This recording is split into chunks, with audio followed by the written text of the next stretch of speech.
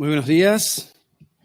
Saludamos a los integrantes de la mesa, a la economista Laura Raffo, al consejero cultural de la Embajada de España, a Luz Romera Pintor, también a quienes nos acompañan hoy aquí, siguiendo estrictamente las medidas de seguridad establecidas por el Gobierno Nacional, y a quienes nos siguen por streaming a través del canal de YouTube de la Cámara Oficial Española de Comercio, Industria y Navegación. El término navegación, nunca tan bien aplicable como hoy, no solo en el mar, sino también navegación en las redes o internet, por la cual nos permite llegar a mucho más lejos. Así que también nuestro saludo a quienes nos siguen por esta vía. Ante todo, un profundo agradecimiento a la economista Laura Raffo por haber aceptado gentilmente la invitación de acompañarnos en la mañana de hoy, conscientes de tu apretada agenda en estos días. Laura, conocemos tu destacada y reconocida actividad profesional en el sector privado y en diferentes ámbitos y organizaciones empresariales nacionales e internacionales. Y hoy nos acompañas en tu carácter de candidata a la Intendencia de Montevideo por la coalición multicolor para hacer las elecciones que tan solo 11 días se van a realizar aquí en nuestro país y en nuestra ciudad. En el marco de esta nueva normalidad es que hemos organizado estos conversatorios que nos permiten seguir interactuando con los socios y amigos de nuestra Cámara, haciéndoles llegar a ustedes temas de interés general, de interés para las empresas, para las personas y para la sociedad en su conjunto. Muchas gracias a todos y en particular muchísimas gracias, Laura, nuevamente por visitarnos y por disponer de tu tiempo. Y le doy la palabra al consejero. Adelante. Muchas gracias, presidente. Es un placer para mí estar aquí en los tradicionales conversatorios que organiza la Cámara de Comercio con los candidatos a la intendencia de las próximas elecciones departamentales. Estoy aquí en representación de la Embajada de España, del embajador que no se encuentra en estos momentos en Uruguay. Tampoco la encargada de negocios ha podido asistir y seguro va a ser un conversatorio muy interesante y estoy ya deseando escuchar a la candidata Laura Raffo. Un placer, muchas gracias. Bueno, muchísimas gracias por la invitación. Es un placer acompañarlos realmente. Teníamos previsto hacer esto pre-pandemia. Nos llevó un tiempo más, pero aquí estamos. La verdad, quedan solamente 11 días para las elecciones. Estamos con una agenda muy nutrida. Estamos trabajando con muchísimo entusiasmo en todos los barrios de Montevideo. Y mi idea hoy era poder dejarles la visión que con el equipo hemos armado para este departamento y para esta ciudad. Nosotros estamos convencidos de que Montevideo es un departamento que tiene un enorme potencial. Tenemos una ubicación geográfica absolutamente privilegiada, no en vano por eso se fundó la ciudad donde se fundó.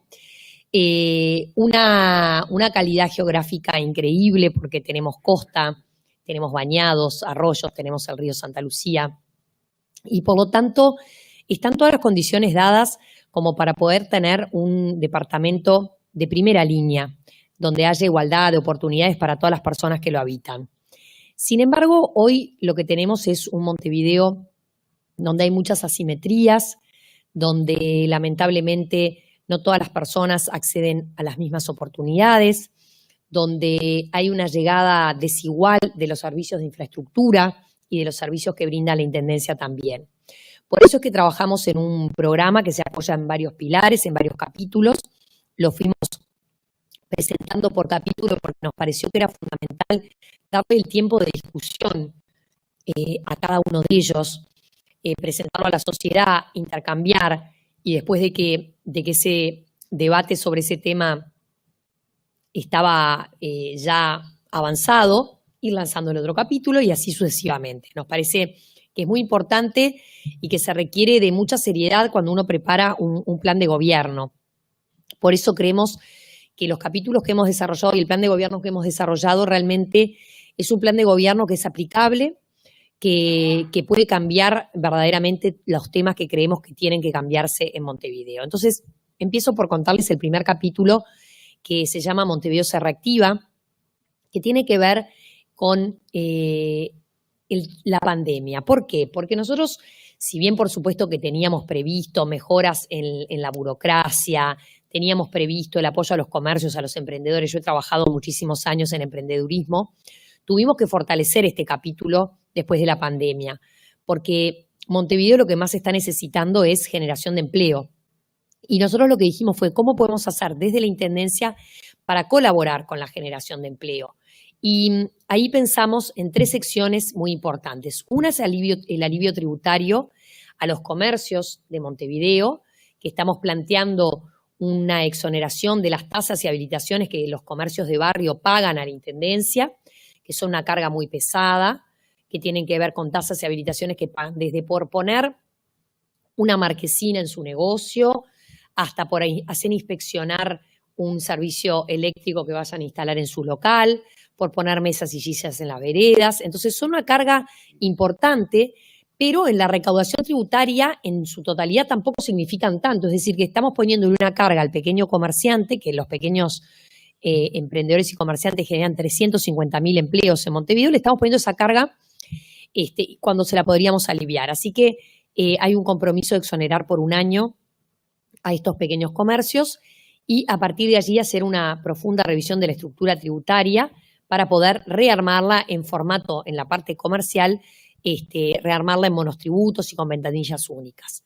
Luego también vamos a crear Montevideo Emprende, que es una red de apoyo a los emprendedores, que como ustedes saben, en estas épocas de crisis es muy común que las personas traten de salir adelante, los que se quedaron sin empleo, haciendo algo que toda la vida supieron hacer. Por ejemplo, las costureras que se ponen a hacer los tapabocas, que antes hacían otras cosas. Esos emprendedores están en una situación de fragilidad porque son emprendedores por necesidad, como se les llama, es decir, que no emprenden porque detectaron una oportunidad de negocio, sino que emprenden para subsistir y para transformarlos en emprendedores por oportunidad y que realmente subsistan en el largo plazo, se consoliden y crezcan, hay que darles una red de apoyo que queremos instalar por cada municipio, un centro de apoyo a emprendimientos, donde estos emprendedores puedan capacitarse en lo que tiene que ver con el manejo empresarial y de emprendimientos, porque en general saben de la materia que hacen, pero no tienen por qué saber de administrar una pequeña empresa y cómo irla consolidando.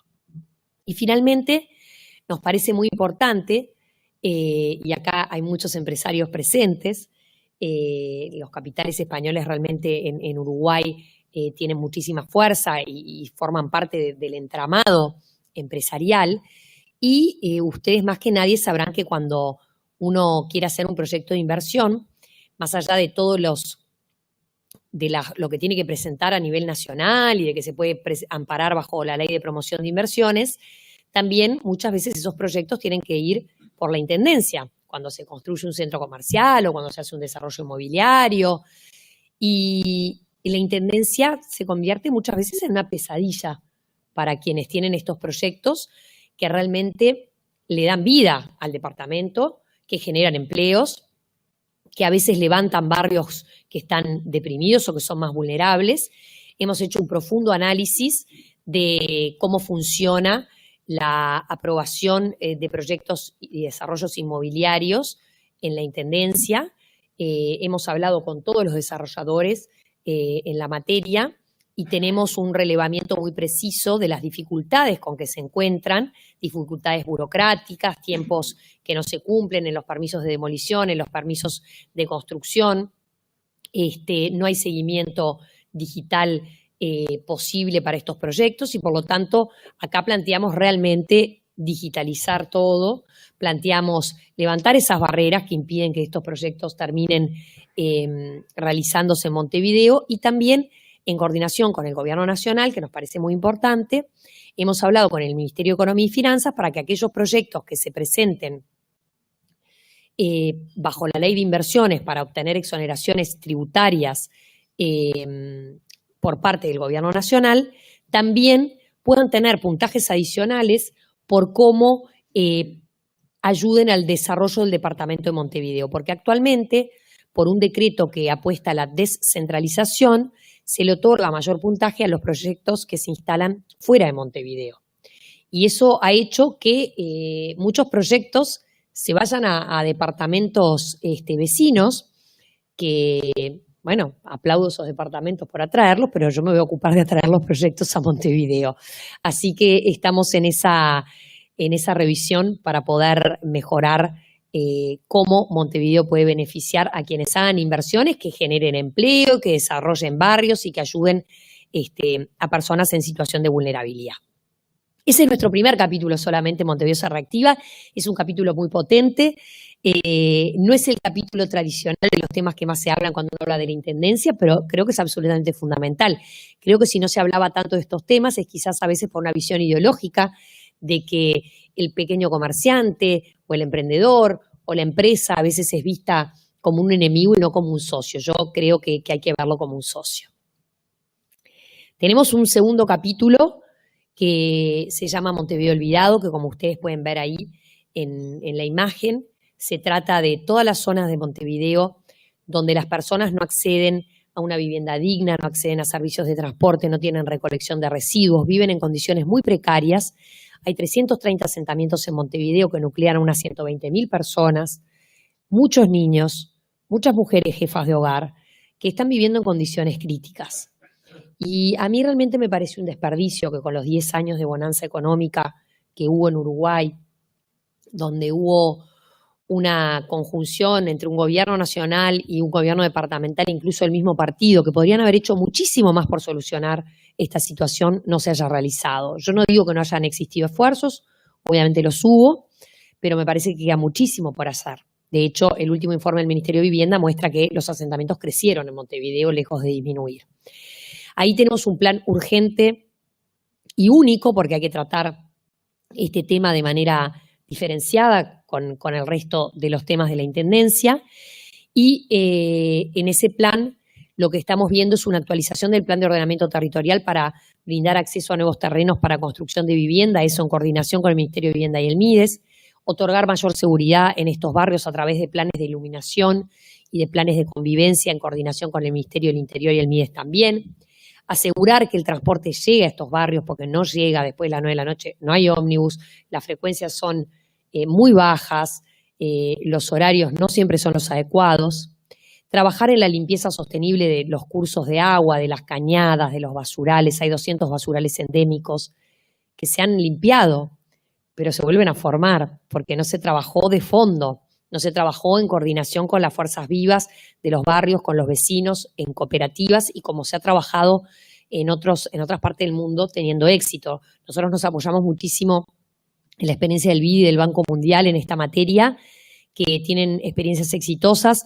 en Buenos Aires con las villas y en Córdoba, y que realmente para lograr la limpieza sostenible en estas zonas hay que involucrar a los vecinos, algo que no se ha hecho.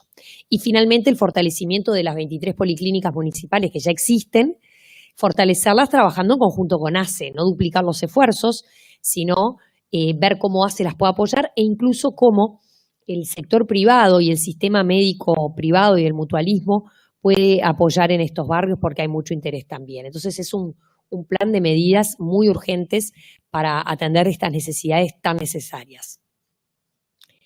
Luego pasamos al capítulo Montevideo Limpio, si será importante, y acá me detengo porque este es el tema, si se quiere, más transversal a todo Montevideo. Todos los barrios, todos los municipios, cualquier persona con la que se hable, su principal queja es que está sucio Montevideo. Esa foto que ven ahí es de la usina Felipe Cardoso, es lo que se llama un relleno sanitario, es decir, toda la basura, 2.600 toneladas de basura por día llegan a esta usina, donde se forman esas enormes montañas de basura que son apisonadas, aplastadas, llegan a tener 40 metros de altura, donde no se rescata nada de valor, se entierra plástico, se entierra material orgánico, sin posibilidad alguna de recuperación. Está como al revés de lo que tendría que ser el sistema. O sea, no solamente la ciudad y el departamento están sucios, sino que el tratamiento de la basura es el más precario que podamos entender, con los impactos enormes en el medio ambiente.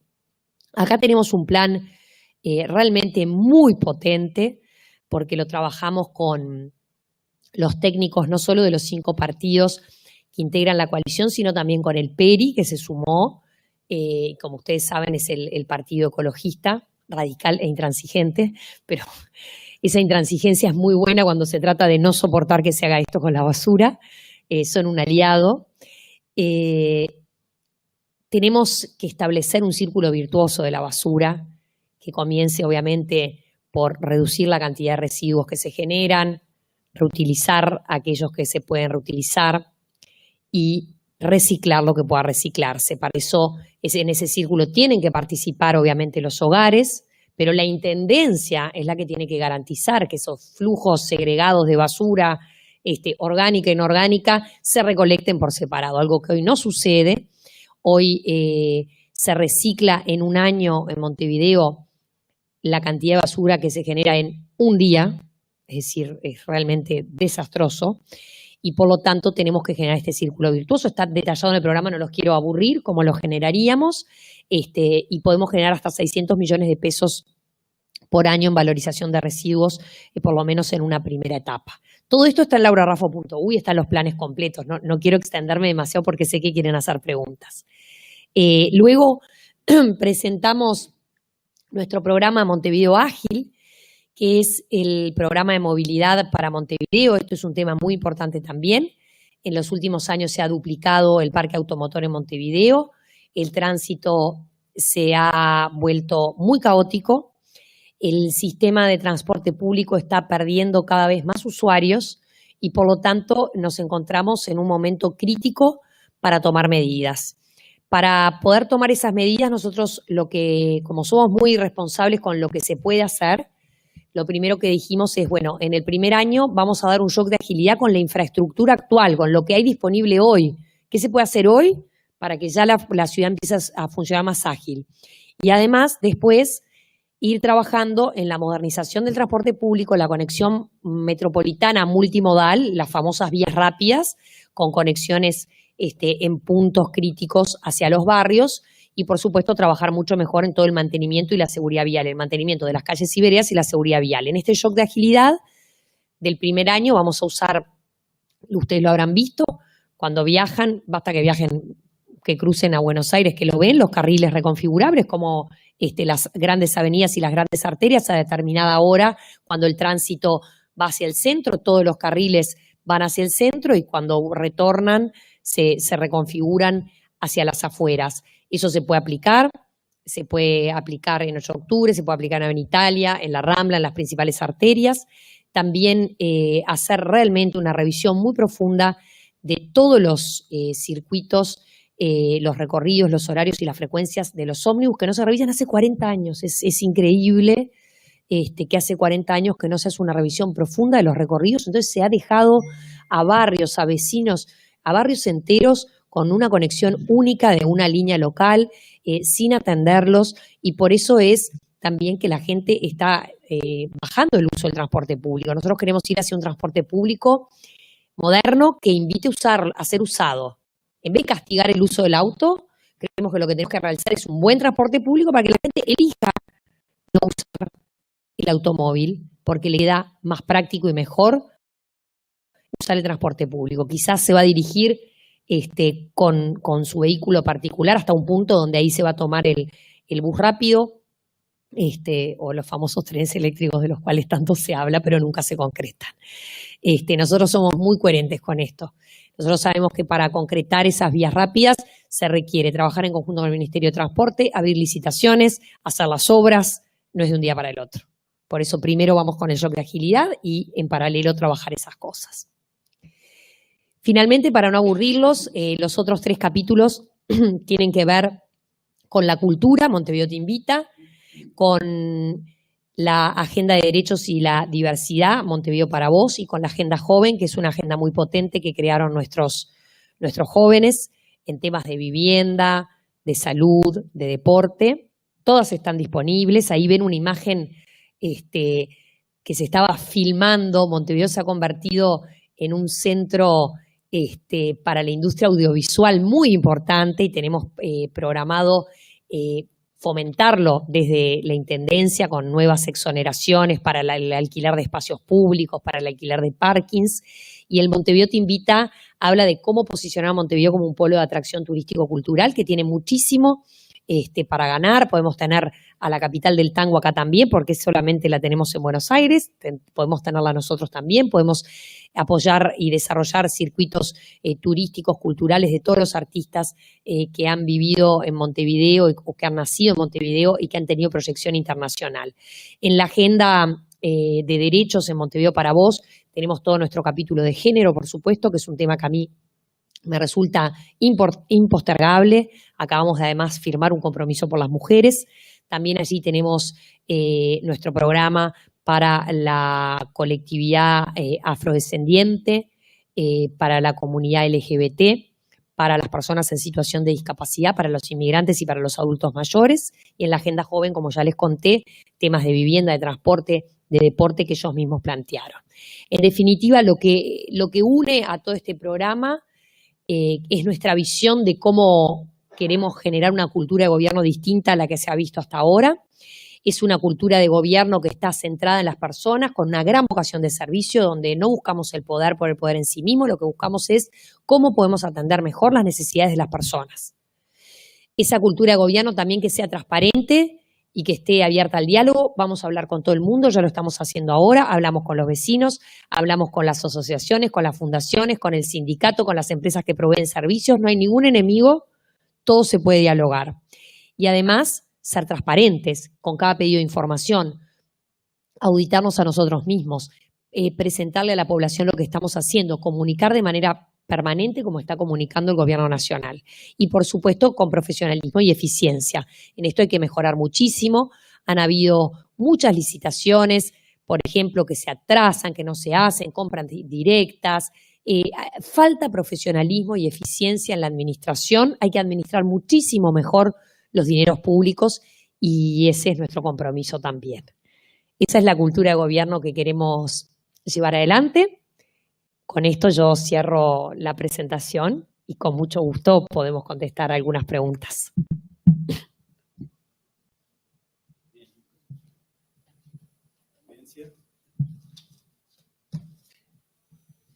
Aprovecho yo a preguntarte alguna.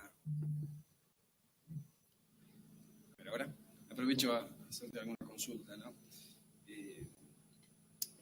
Tanto las empresas españolas como el gobierno español siempre están abiertas al diálogo y sin duda pueden llegar a aportar mucho a lo que es un gobierno departamental. Digamos, acá tenemos empresas constructoras, empresas de software, y para muchos de los proyectos, transportes, el Montevideo inteligente, de que muchas por veces supuesto, habla, podemos llegar a aportar mucho. ¿Cómo deberíamos imaginarnos la relación con un gobierno de Laura Raffo, de las empresas? Yo los voy a ver como socios, siempre, como socios del desarrollo económico y social del departamento. Creo que ese es el cambio de visión más relevante, porque creo que a veces la ideología ha hecho que eso no suceda. Nosotros vemos al sector privado y a las empresas como actores absolutamente relevantes del departamento. Son quienes arriesgan, quienes emplean personas, son generadores de puestos de trabajo, pueden ser generadores de grandes transformaciones para la ciudad. Entonces, me parece que es en conjunto que se deben hacer las cosas. Cuando, por ejemplo, hablamos de construir las vías rápidas, cuando se hablan de los famosos 32 kilómetros que unan Montevideo con Canelones, que tanto se ha hablado de los proyectos por Avenida Italia, obviamente allí, si bien la licitación la va a hacer el Ministerio de Transporte y Obras Públicas, la Intendencia va a intervenir en todos los estudios de impacto ambiental, y ahí está la creatividad del sector privado, de las empresas constructoras, para decir, miren, esto es lo mejor que se puede lograr, esto es lo que más va a realzar a Montevideo, cómo le ponemos verde a eso, cómo hacemos los proyectos, cómo tratemos, en el caso de ustedes, cómo pueden traer ideas de desarrollos en España, que es un país que tanto ha trabajado en los espacios verdes, en las grandes manzanas, en hacer peatonales algunas zonas. Es decir, creo que las buenas prácticas son muy interesantes de compartir. Entonces yo veo al sector privado y a las empresas como promotores de nuevas ideas. Obviamente la Intendencia es quien tiene que regular, que aprobar los proyectos y que preocuparse de los impactos ambientales, los impactos en la comunidad, pero no hacerlo de una visión de poner palos en la rueda, sino hacerlo una visión del desarrollo, de cómo llevar adelante este tipo de proyectos como una vía rápida, como un complejo hotelero, como un centro de espectáculos, como una casa de la cultura, puede ayudar a desarrollar culturalmente, económicamente y socialmente al departamento. Entonces, lo que pueden esperar de nosotros es eso. Nosotros en el programa Montevideo Te Invita, por ejemplo, hacemos toda una sección acerca de la importancia de los bienes patrimoniales que tenemos en el departamento, que están en muy mal estado, muchos de ellos. Y estamos proponiendo exoneraciones muy fuertes a la contribución inmobiliaria a aquellas empresas que se quieran hacer cargo de recuperar esos bienes patrimoniales y esos edificios y quizás construir algo allí. Entonces, los vemos como un aliado, obviamente cumpliendo las normas que tienen que cumplir, porque eso corresponde, pero mejorando enormemente la burocracia y tratando de pedirle a cambio al sector privado que le preocupe el impacto en toda la comunidad de los proyectos que hace. Pero sin lugar a dudas hay muchísimo para trabajar en conjunto. Hablamos de burocracia, digamos, y todas esas personas. También, ¿cómo imaginas la relación con las manos ejecutoras de la Intendencia? Bueno, hemos trabajado mucho en el tema, en la investigación de por qué a veces algunos proyectos no se llevan a cabo, y lo que detectamos fue que la burocracia está presente en todos los niveles de la Intendencia, lamentablemente. Hay lentitud en la toma de decisiones, hay falta de digitalización en muchísimos procesos y sobre todo no se trabajan por áreas especializadas. Por ejemplo, cuando uno presenta un proyecto, un desarrollo inmobiliario, por poner un ejemplo, entra por la misma ventanilla proyectos de distintas dimensiones y características y son estudiados por el mismo equipo. Es lo mismo una panadería en Goes, entra por la misma ventanilla que un centro comercial en tal municipio. No quiere decir que no haya que atender rápido la panadería en Goes, pero precisamente tienen que haber ventanillas distintas a este proyecto que es más pequeño, que haya un equipo rápido que le apruebe las cosas de manera más sencilla, porque no se le van a pedir estudios de impacto, en tanto que este proyecto que es más grande necesita un equipo especializado que lo estudie. También se necesita evitar lo que sucede hoy, que van con los planos abajo del brazo, en el 2020. Los planos abajo del brazo los llevan y se le hace una observación en la esquina derecha. Cuando se cambia lo de la esquina derecha, vuelve el plano y si lo agarra otro técnico le hace una observación en el vértice izquierdo. Entonces, esas no son cosas que en otras partes del mundo no suceden. En otras partes del mundo, cuando uno presenta un proyecto y a los 45 días, por ejemplo, acá hay 45 días entre el permiso inicial y que te dan el permiso definitivo de construcción, si no te lo dieron a los 45 días, queda automáticamente aprobado. Eso hace eso en otras partes del mundo, no acá. Eso hace que los equipos estén arriba de los proyectos y realmente preocupándose. Entonces hay que hacer una revisión muy importante de todo el sistema y sobre todo trabajar con los funcionarios para que ese cambio cultural derrame en toda la Intendencia. Bien, bien. Y en materia de relacionamiento con el funcionariado, que son los que tienen que llevar adelante eso, ¿cómo lograrlo? Bueno, yo ahí también pienso en un cambio cultural. Nosotros estamos acostumbrados a ver muy enfrentado al gobierno de turno con ADEOM porque ha existido una poca capacidad de diálogo. Yo ahí creo que hay que construir una cultura diferente, donde obviamente como el funcionario municipal es el que brinda los servicios, ese funcionario municipal tiene que ser empoderado y tiene que poder presentar sus soluciones para determinadas problemáticas. Yo las veces que he hablado con funcionarios municipales a cargo de distintas tareas, desde choferes de camiones recolectores hasta el otro día que estuve en el Cantón de Limpieza del Buceo, hablé con el director de la División Limpieza, hablé con los que hacen la reparación de los camiones. Son gente especializada que tiene su punto de vista.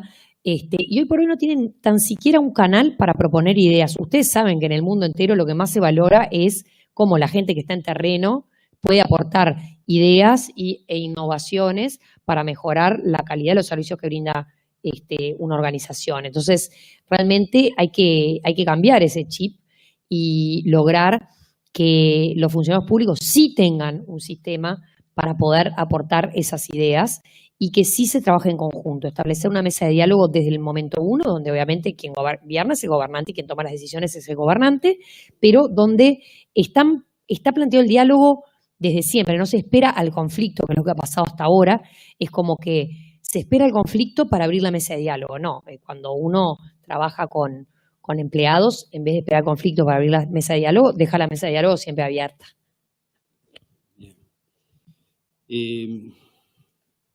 ¿Cuál es tu opinión, me llega acá una consulta, respecto de cómo debería ser la gestión de la UAM en función de la polémica que se ha generado entre gobierno y intendencia actual? Sí, yo creo que es una polémica que se generó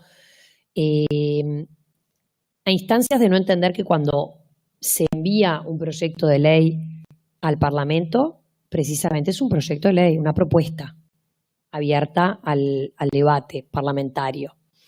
Entonces, yo había hablado con los legisladores ya, en ese debate había que darle un rol a la Intendencia de Montevideo. Creo que se entiende que el Ministerio de Ganadería esté ocupándose de los temas de los productores y de la fijación de precios de los productos de frutas y verduras, pero era importante también que la Intendencia tuviera un rol. Y eso estaba arriba de la mesa.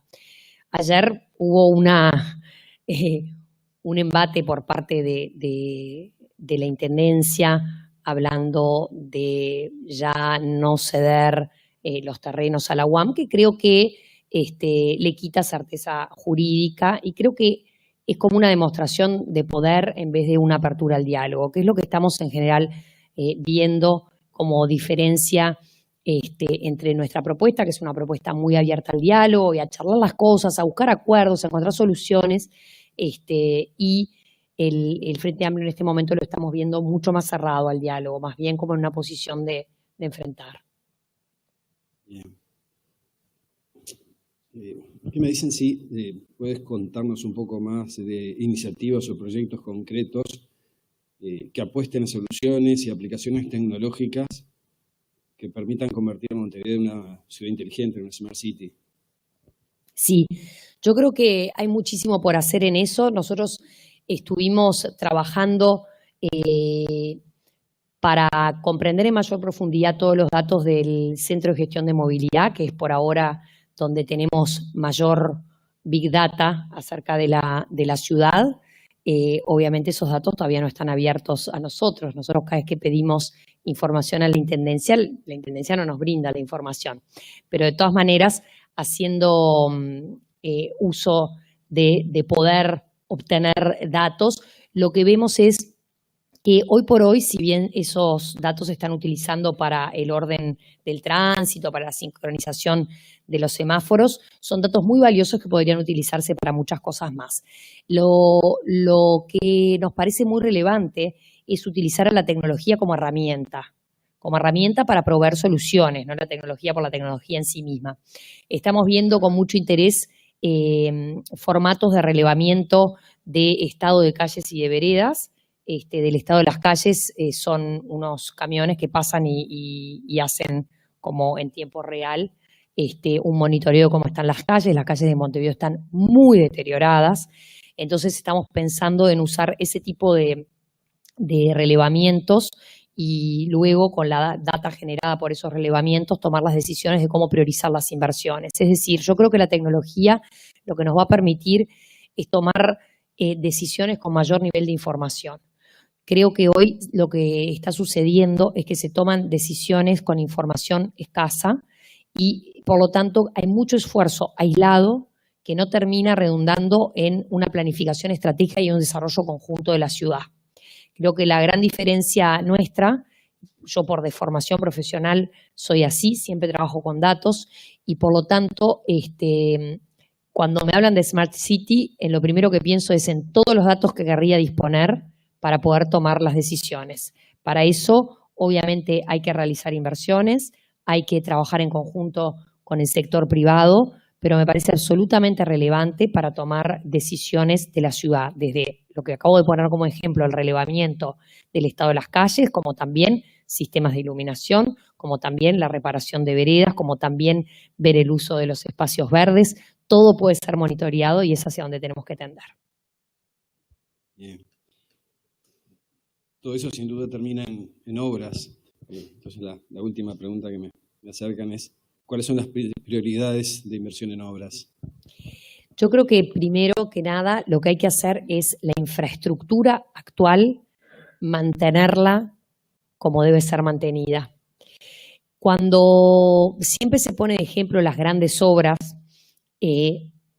uno tiende a pensar primero lo primero.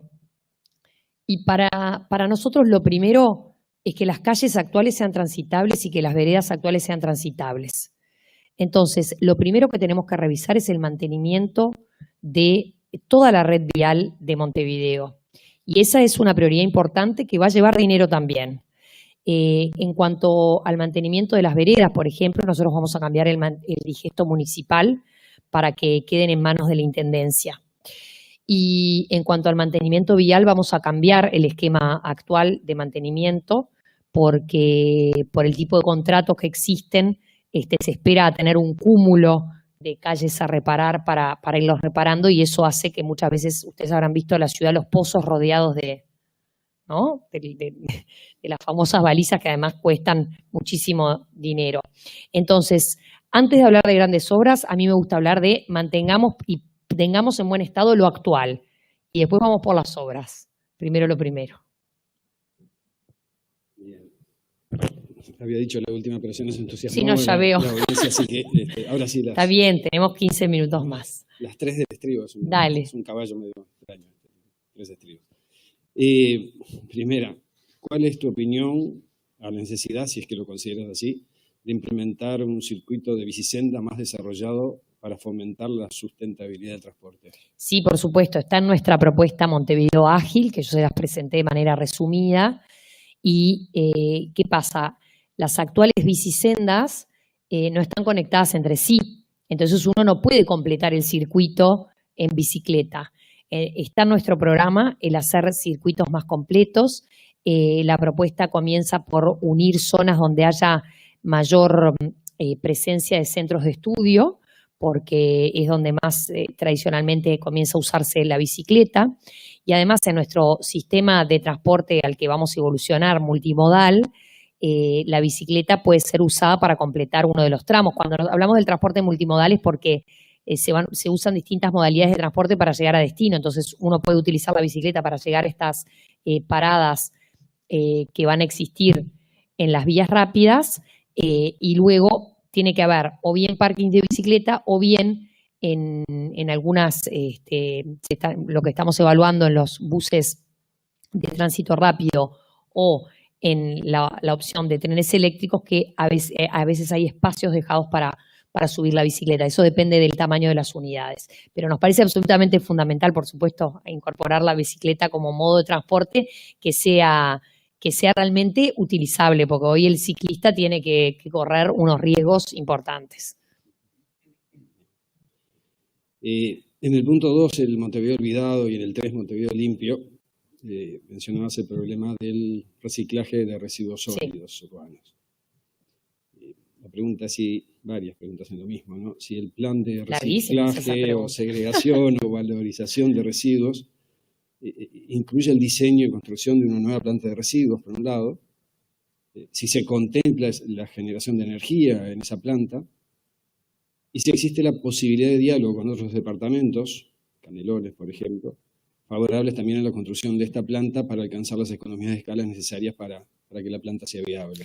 Sí, nosotros estuvimos hablando muchísimo con distintas industrias en tema de tratamiento de residuos.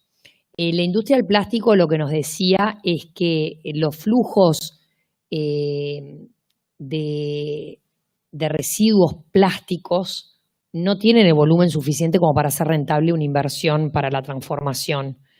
Entonces, lo primero que nosotros tenemos que garantizar es la cantidad suficiente de flujos segregados para que obviamente puedan ser tratados. Hoy existen 4 plantas de preclasificación que funcionan bastante mal.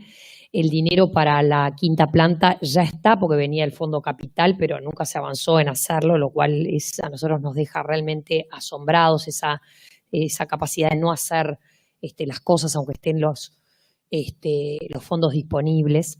Y yo creo que sí que van a venir inversiones. Lo que vamos a promover es en conjunto con inversores del sector privado poder tener distintas plantas. Nosotros, en primer lugar, lo que proponemos es segregar en 2, orgánico e inorgánico, así que creo que tenemos que generar, hoy hay una única planta para procesar material orgánico y convertirlo en abono, pero trabaja con 15 toneladas y estamos hablando de que se generan 1.600, se pueden generar, entonces eso lo tenemos que ampliar. Y en cuanto a las plantas de preclasificación, lograr que lleguen a flujos y a volúmenes más importantes para que luego todo lo que es vidrio, plástico, papel, cartón pueda ser procesado. Respecto a la generación de combustible, hemos visto varios proyectos, estamos abiertos a seguir analizándolo. Lo que yo quiero lograr es el menor enterramiento posible. Es decir, tenemos que ir reduciendo el relleno sanitario de Felipe Cardoso sí o sí. Hay muchos capitales de diversos países interesados en invertir en procesamiento de residuos en Montevideo. ¿Es interesante plantearlo con toda la zona metropolitana? Sí, por supuesto, porque es un problema que tiene toda la zona metropolitana, pero primero hay que lograr que esos flujos sean segregados, porque ninguna planta se va a instalar en ningún lado si no le garantizás que les va a llegar el material para procesar. Bien, finalmente. Tú hablabas del tránsito y la intención de agilizarlos. Sí. ¿Qué cambios piensas para la solución del tema de estacionamiento que también influye en este tema? Sin lugar a dudas. En el tema estacionamiento han existido, es la conjunción de 2 tendencias, o sea, la pesadilla que es encontrar estacionamiento en Montevideo es porque se sumaron 2 cosas. Se sumó que se duplicó el parque automotor con el hecho de que el transporte público viene en caída y por lo tanto la gente es capaz de usar su vehículo privado para dirigirse hacia su trabajo a las 8 de la mañana y dejarlo estacionado todo el día para volverlo a agarrar a las 6 de la tarde y regresar a su casa. Algo que obviamente tiende a desestimularse en todas las ciudades del mundo porque tenés autos en la calle ocupando un lugar sin que le estén dando una solución de movilidad a su dueño en todas esas horas. Entonces, yo creo que los parkings, la creación de parkings son necesarios, por supuesto, con una visión de pensando en una solución para la ciudad. Hasta ahora, cuando no hubo interés del sector privado en la construcción de estos parkings, porque las condiciones que ponía la Intendencia hacían que fuera poco rentable la instalación de estos parkings. Y lo hemos charlado con diversos actores en esta materia. O sea que eso hay que facilitarlo. Pero la solución de fondo no pasa por hacer más parking. La solución de fondo pasa por generar un transporte público donde la comodidad y los servicios que te brinde ese transporte público te hagan estar deseoso de utilizarlo y por lo tanto que dejes el auto en tu casa. Para esa modernización del transporte público se requieren 2 cosas. Por un lado, ir hacia una renovación de la flota del sistema actual, que ya se comenzó, una renovación hacia la flota eléctrica que tiene Wi-Fi, tiene aire acondicionado, tiene servicios a bordo de información, se le van a incorporar paneles informativos de paradas, como hay en otras partes del mundo. Está muy bien, esa renovación se va a seguir haciendo, pero también tenemos que evolucionar hacia ese sistema de transporte multimodal, donde existan esas vías rápidas para que tú sientas que la utilización del vehículo privado, si lo utilizás vas a demorar más que usando el transporte público y el transporte público te va a quedar más cómodo. Es algo que se va a lograr a lo largo del periodo. Yo no prometo trenes voladores ni tranvías. ¿Por qué no los prometo? Porque Primero, con la infraestructura actual hay que dar el shock de agilidad. Y a lo largo del periodo trabajar en que empiece a construirse esa vía rápida y empiece a armarse el transporte multimodal. ¿Se puede construir en un periodo de 5 años? Sí, por supuesto. Hay que empezar desde el día 1, pero la solución no la vas a tener en el primer año. Entonces no hay que mentirle a la población. Obviamente ya hemos hablado con capitales interesados en los trenes eléctricos, hemos hablado con quienes quieren implementar las soluciones de vía rápida, hemos hablado con compañías que quieren poner micros hacia los barrios, es decir, todo está conversado, pero yo cuando prometo sobre seguro. Bueno, Laura, muchísimas gracias. Gracias a ustedes también por acompañarnos y le pido un aplauso. Muchísimas gracias, un placer, muy interesantes las preguntas y bueno, ha sido muy lindo acompañarlos, nos veremos pronto. Esperemos que haciendo grandes proyectos para Montevideo.